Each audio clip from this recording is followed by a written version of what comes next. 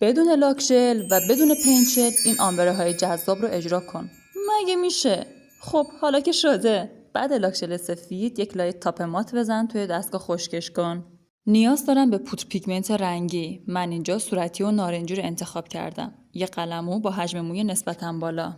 قلمم رو توی پودر نارنجی میزنم و کمی بلندش میکنم. حالا از لبه آزاد تا جایی که دوست دارم شروع میکنم به فید کردن پودرم.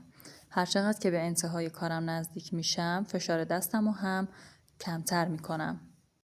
با قلموی تمیزم از پودر صورتیم روی دستمال کاغذی بلند میکنم و بعد از بالا شروع میکنم به سمت رنگ نارنجیم فید کردن.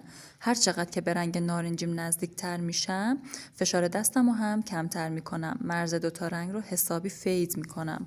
پودرای اضافه رو میگیرم، تاپم رو اجرا میکنم و از نتیجه کارم نهایت لذت رو میبرم.